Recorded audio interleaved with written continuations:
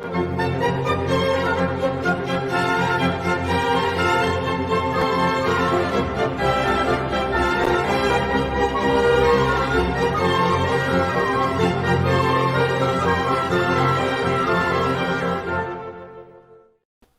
and welcome to Virtual Concert Hall's live music channel. My name is Chris Au and I'll be your host along with the amazing Dr. Anna Ostenskaya. Welcome.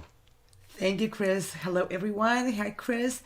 Great pleasure to be back here, and I can't wait to hear what Lawrence Rapchak referred to in the previous section when he mentioned Beethoven's words.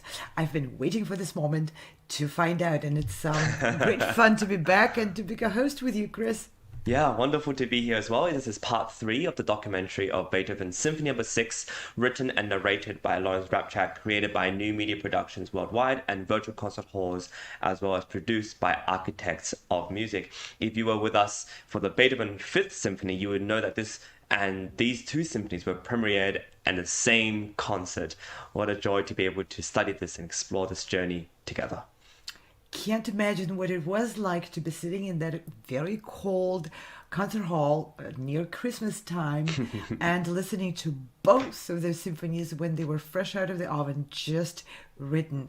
And the collaboration with Lawrence Rapchak and Architects of Music was absolutely an incredible journey for Virtual Concert Hall's team and for myself to be producing these films. We are very grateful to these artists and those producers and to everyone who is joining us now from around the entire globe.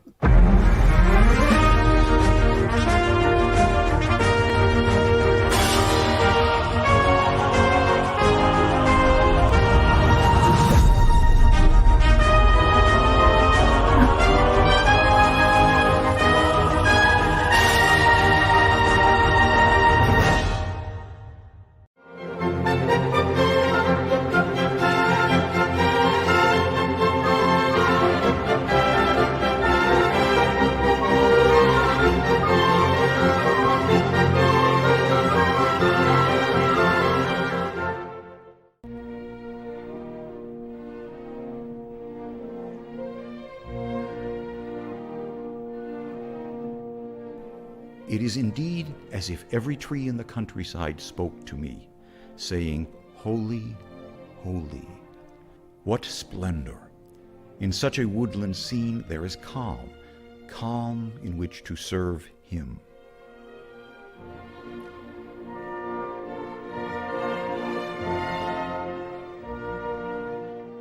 And the celebrated second movement, the scene by the brook and its eternal flow, begins. And unlike the philosopher Rousseau, Beethoven's love of nature was profoundly religious. And in the very beginning, the flow is depicted by eighth notes in the strings, very gently. And the undulating effect is in the phrasing with an unusual sort of accentuation.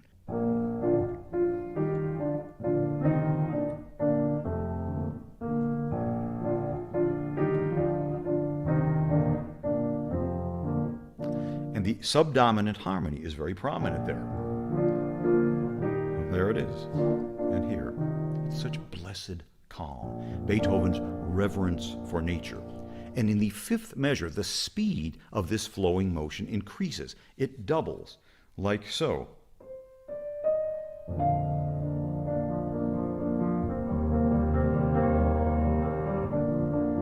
And thus eighth notes have now doubled in our 16th note, representing the murmur of the brook. And this continuous motion is maintained throughout the entire movement with only a few momentary suspensions of its motion. And the scoring of this accompaniment, second violins and violas, and this is very novel, 2 solo cellos using their mutes, creating a hushed, vibrant sound. Just 2 celli playing an octave below the entire second violin and viola sections. It's a magical sound which you hear right from the beginning.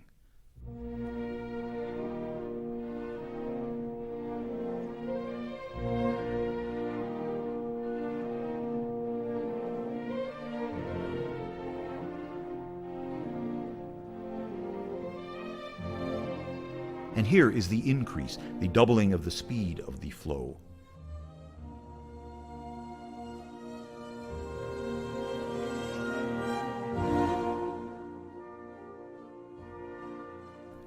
It's barely audible. It's so hushed and murmury. And the way Beethoven voices this accompaniment is fascinating. The violins and violas play this pattern. They start each pair of notes with the higher of the two notes, while at the same time the two celli play this. They start each pair with the lower note.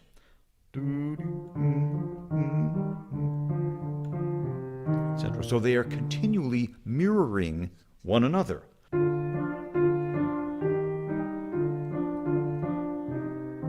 As close as you could possibly come in music to depicting a reflection in the water. Here is Antonio Vivaldi's depiction of the flowing streams in springtime from The Four Seasons.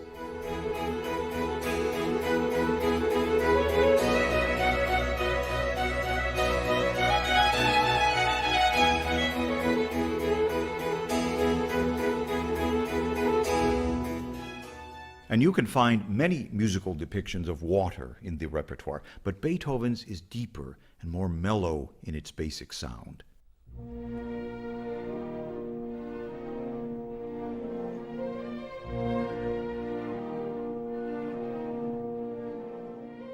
The deeper the brook, the deeper the sound. Beethoven wrote on his early sketch for this passage.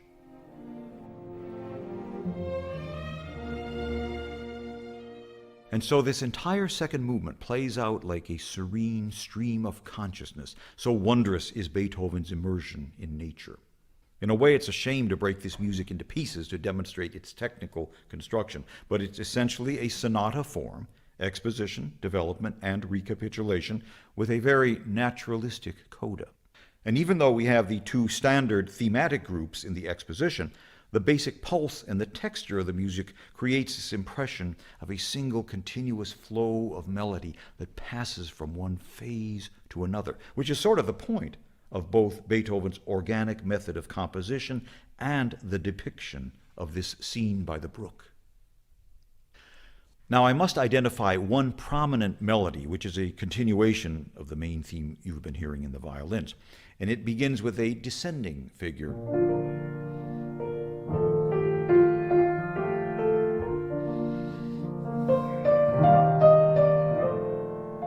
And the first half of this theme, very simple. It descends and then it ascends. And it will appear often. And it closes off the first major section now with that subdominant figure from the very first measure of the piece, like so. There it is. With its hint of reverence. The flowing accompaniment briefly stops, and we hear a simple but very evocative imitation of nature sounds, the rustlings in the forest.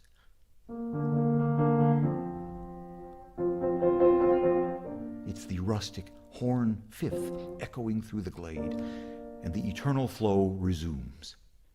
Here is this entire passage, starting with the descending theme.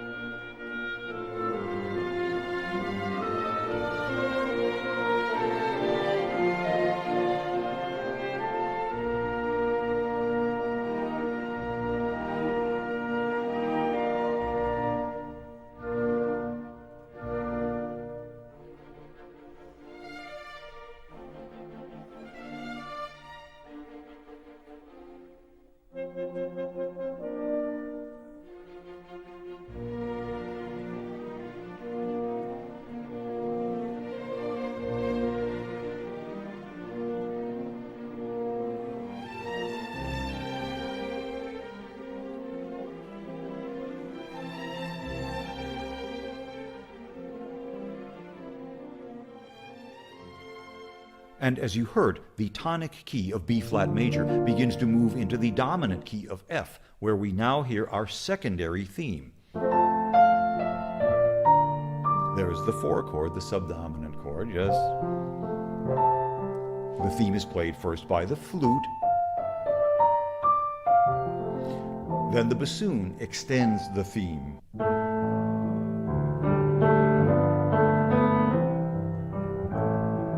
And you also will hear the violins trilling. They decorate the music, little zephyrs, breezes, very delicate.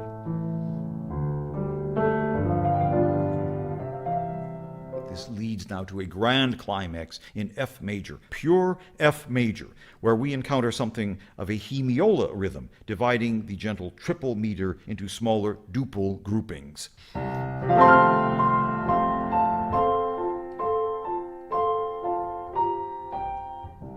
Another echoey sound of nature.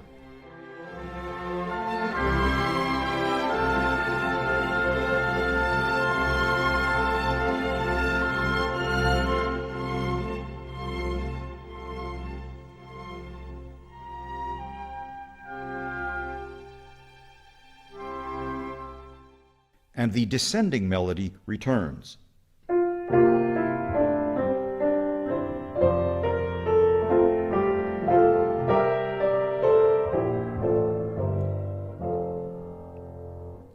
And we cadence in F major, the dominant key, and imperceptibly we find ourselves in the central development section. Well, there you have it. The words that Beethoven, his quotes, of every woodland tree saying to me, "Holy, holy," and this reverence that he has for nature, which is, I mean, I never thought of Beethoven as a very religious man, but I think with nature he has a certain holy reverence towards it. Yeah, Beethoven had a interesting and complicated relationship with the religion. He's from the country which was at the time mostly Lutheran, and however he was nominally Catholic, but not a frequent churchgoer and all of this stuff. Yet he created the Missa Solemnis.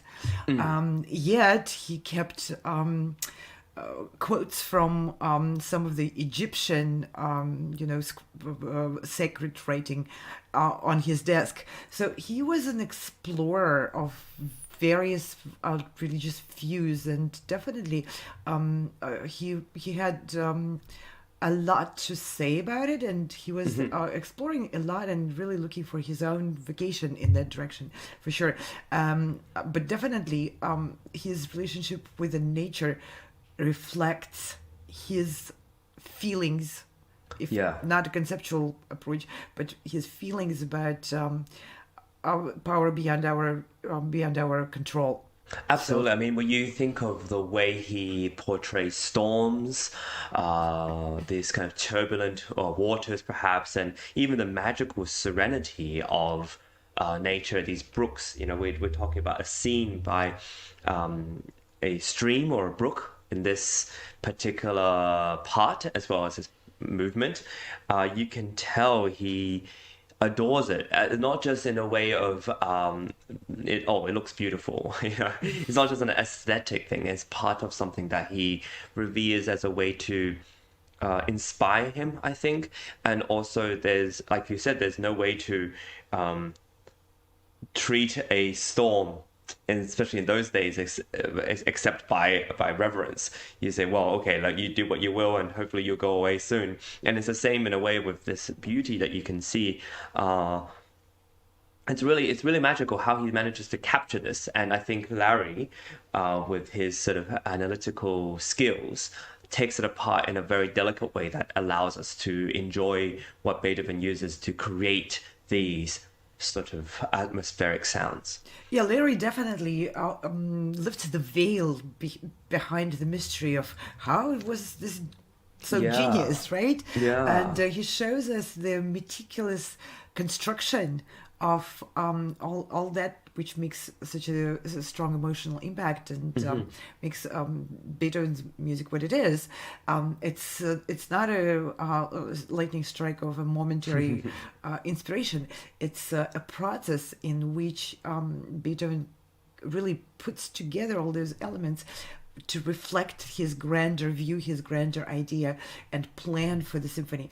There is a reason why Larry calls this architects of music because this is not so much about the company which co-produces these films as it is about the founder's vision of a particular group of composers about which these films are. Beethoven is not the only series of films created.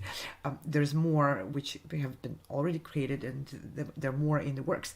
But Larry chooses the composers based on that understanding that some of them are treating music composition more like building architecture, where interconnected pieces may be laid down into the foundation at the beginning, with a projected growth which the composer has in mind as he is developing the entire composition.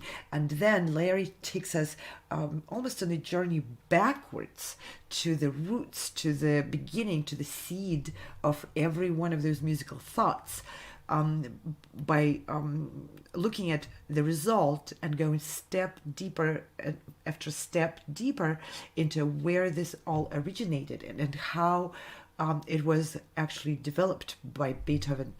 Yeah, because if you think about symphonies, I mean, we're studying symphonies now, and Larry also does other projects involving orchestral music and sometimes simpler, but you can really see how symphonies are basically, monuments of sound. There are definite layers, like you said, about and we studied this very, very well. Let's talk a little bit about what he mentions in terms of the architecture of it. He uses 2 violins and violas and 2 solo celli with mutes on to produce this magical sound that you may hear straight from the beginning, this sort of blessed calm, right? That's all he uses, this sort of very thin but important layers of sound that create the opening. And I think, yes, it's about architecture, and it's also simultaneously about just enjoying it for what it is, but knowing what it is that you're enjoying is really great too. Yeah, exactly. That's a very good point. I mean, we all can enjoy ice cream, but it's really good to know that there's some strawberry in the air, or maybe some unusual rare fruit.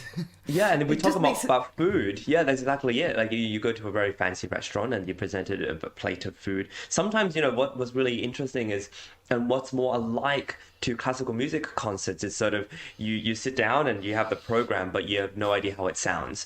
You kind of know little hints. And I really love it when you go to a restaurant and they tell you a little bit more about what it is, that it's been aged. I know it sounds fancy and luxurious. It's been aged for so and so days. This is an ingredient from the woodlands of so and so, something very, very hand-picked or something. But then you come to appreciate it more, and I think this is what it is.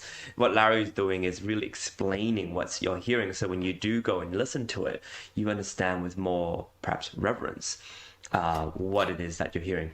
Absolutely. It's in a way a difference. I mean, we are in nature right now, so a difference. We are, yes. As you can see, we're in the same exactly with the sun.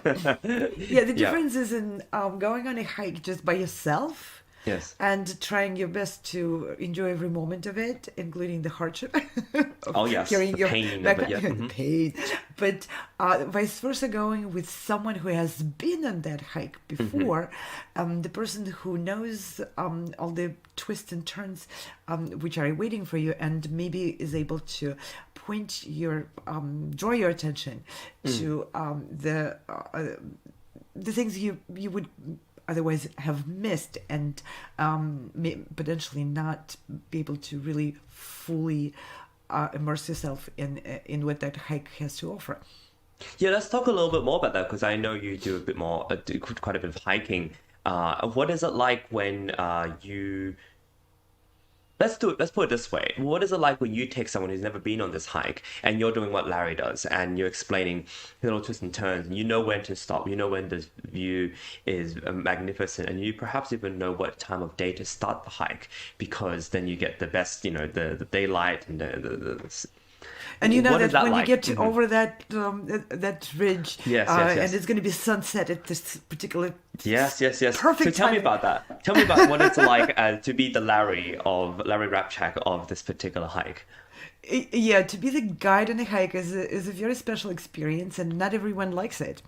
For me, it's extremely exciting because the hikes which I had been to, or maybe even multiple times, it just feels incredibly important and exciting to be able to share what I already know about it with someone who is going to see it for the first time and experience it for the first time. It's like a combination of being there again, and I don't go on the same trail if I don't like it. So it's like meeting again a friend whose company I enjoy the Yeah. hike because it's a rich of experience, and then at the same time being there with someone who's never been on that and introducing the person and being able to point it out. Just wait, it's another 500 yards and Yeah. you're gonna see something out Yeah. there. Yeah.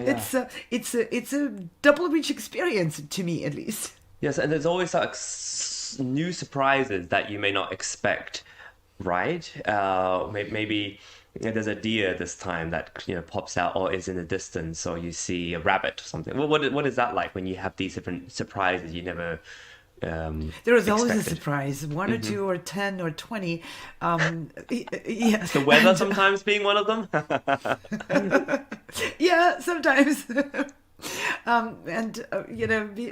with the nature is you got to be open to surprises because everything is a surprise. The weather changes and you're exposed to the elements. In addition to the journey always being different and surprising at every turn, yet familiar if you go into the same place. And Beethoven, by the way, liked going on the same strolls in the woods, taking the same path, and I understand why. But in addition to the ingrained surprises in there, you perceive the same hike differently every time. That's what I also noticed. Depending on so many things, I don't even know what it is, but every time a familiar track, familiar trail, familiar journey feels like a completely new one. It's never boring with nature. And if you bring a friend or someone on that same journey, just like Larry took us through that journey, I'm sure very familiar to him. He knows that symphony in and out. But you can hear in his voice, he's excited. Yeah. And he's anticipating what the next turn he's going to take us through. Maybe this is what it's like to be a performing musician of these great pieces of music too. Like you're playing the same sonata again and again, or same group of pieces, or same concerto, and yet every time you visit, especially the great compositions, I would say, and the reason they are great is that you may be revisiting them for maybe the 40th, 50th, 100th time, and yet you still find something new, or you still feel like you're, like you said, taking the same stroll, but it's different, or you never grow tired of this experience. And I don't know, is that what it is for you? Yeah, definitely. It is. And it is even for me the same watching these programs and hearing Larry Rapchak saying the same thing as as being involved with the production of those films. You would think I'm already bored to death of hearing it because I heard it so many times. Right. Even his voice inflection, and sometimes we created those scene changes together with my team. But now I was watching it, and all of a sudden I see that we created this slightly differently than I thought we did. Yes. It's always, it's as if this is the crux of our humanity, how we build society, from the small little ways in which people used to tell each other stories. The stories, or play each other songs and ballads and tell each other stories and sing songs around the fire. And each time it's a little bit different, and you might vary a little bit, but then it's the core of the story has a message, obviously. And then it grows in our society to hearing symphonies, and then later on movies and seeing movies. And there are great movies out there which you can watch for the 5th to 10th time, and you still discover something new. And it's as if this is how the artistic and perhaps the enlightened mind of society will grow and develop. So this is a wonderful thing to talk about. I think this is just a way to link all aspects of our world together, and what a joy it is to do so. Yeah, and I hope our viewers who are watching these programs will take it from us. We enjoying this conversation. I'm enjoying this conversation, Chris, with you Absolutely, me too. immensely. And it's a lot more fun to watch it together with someone and then just share your reflections and and imagination which these programs evoked in everyone, and just sharing it. It brings people closer together in something very profound and very intimate at the same time, which is nature, music, and the journey through both. Absolutely. Yeah. Well, with that, I'm very glad to have you discuss this and go along with us together in a journey such as this. And I want to give a big hand to our team, our collaborators. Thank you so much for all your hard work. Incredible team who put all this together. Video editors who put what Larry narrated into what you see. Video editors are, probably the best people we need for our world of music and what we do. So this is really crucial. So big hand to New Media Productions, Virtual Concert Halls, Archives of Music, and of course the incredible Larry Rapchak. Yes, thank you all very much for your work, for being such a great team. And if you're enjoying this program, this is part of our Music and Musicians daily live show. And we present projects like this, films, and created by our own teams and by our collaborators and by many other artists from, frankly, around the entire world. We also present concerts, educational, and other projects, and we are always open for you to join us, to send us a message. Please propose your topic. We are always looking for more people to join our effort to bring the best of the music and the best of the human attitude to our viewers, to everyone. So for all of our current and future events, please don't forget to visit the website. And there's many.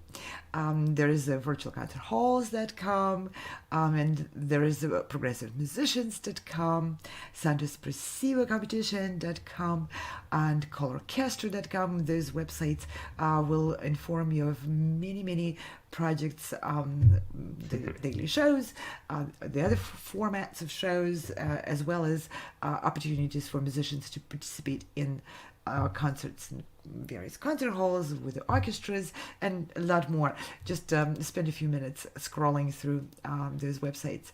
That's right. Maybe you'll find something for yourself in there. Yes, it's a great season we have, thanks to you, Dr. Anna, and our wonderful team behind the scenes and in front of the screen. And with that, we'll see you all for part 4 of our Beethoven 6 documentary series. Thanks, and bye for now.